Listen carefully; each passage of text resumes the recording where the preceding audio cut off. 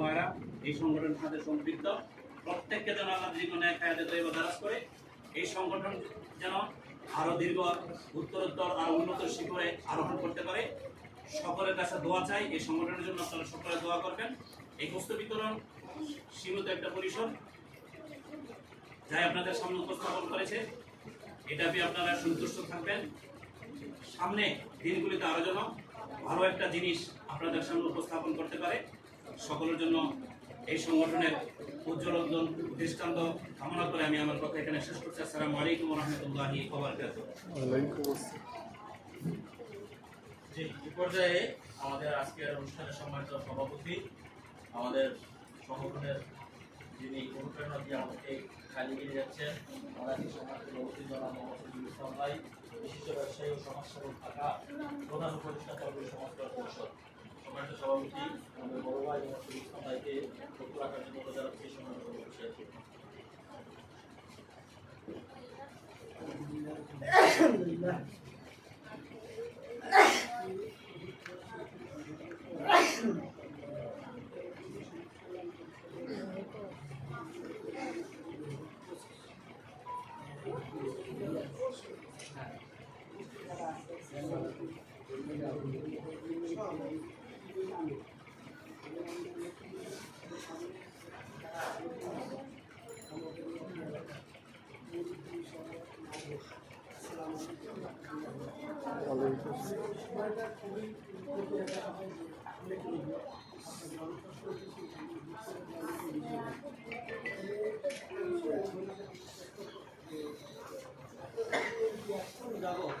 বসে একটু যতটুকু সাপোর্ট দিতেছে যে একটু কষ্ট স্বীকার করতেছে, এটা আমার কাছে অনেক বেদনাদায়ক এবং কষ্টকর যে আপনাদেরকে বসে কিছু আপনাদেরকে গিফট দেওয়ার মতো আমরা ব্যবস্থা করেছি মানব। তো তাতে করে দেখা যাচ্ছে অনেকক্ষণ করে আপনারা এই যে গরমের ভিতরে বসে এই সমাজকল্যাণ পরিষদকে যেগুলি সাপোর্ট দিতেছেন, আল্লাহর দরবারে লাখো শুকরিয়া যে সামনের দিনগুলিতে এই সমাজকল্যাণ পরিষদকে আপনারা সাপোর্ট দিয়ে দেবেন এবং দোয়া করবেন, যাতে করে আমরা এই আমিও চরদুরির সন্তান, আপনাদেরই ছেলেদের মতোই আমি। তো সেই জায়গা থেকে দরকার যে আমরা এই চরদুরি নদী শিক্ষিত মানুষ, আমরা আমাদের অনেক ইতিহাস আছে যে চাঁদপুরের ভিতরে যে ইউনিয়নগুলো আছে তার মধ্যে হামসর খানের মধ্যে একটা চরবুরি ইউনিয়নটা আমরা অনেক বেশি ক্ষতিগ্রস্ত নদী শিক্ষিত মানুষ।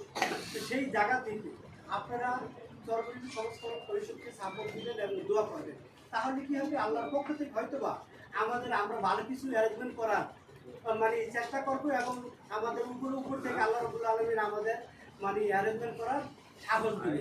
আপনারা আমাদের জন্য দোয়া করবেন আর যাতে করে আমরা আরো ভালো ভালো প্রোগ্রাম করতে পারি, আপনাদের কাছে থাকতে পারি, আপনাদের কাছে আসতে পারি এবং এই চরগুলি ইউনিয়ন যারা যেভাবে আছে মানুষের কাছে আমরা আমাদের জায়গা থেকে আপনাদের কাছে কিছু উপকৃত সামগ্রী নিয়ে যেতে পারি, আপনাদেরকে গিফট দিতে পারি, আপনাদের কাছে এর দুঃখ কষ্টের কথা বলতে পারি।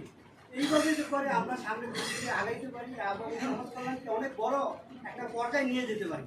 এই জন্য আপনারা দোয়া করবেন, আমাদেরকে সাপোর্ট দেবেন। এই কথা বলি আমি আমার সংক্ষিপ্ত সর্বশেষ একটা কথা বলি যে মানে আমার মেয়ে গত পরশুটা যখন আসতেছিলাম তখন জিজ্ঞাসা করতেছিল যে আপু আগামীকালকে তো ঈদ, আজকে কেন বুঝতেছে বিক্রি করতেছে।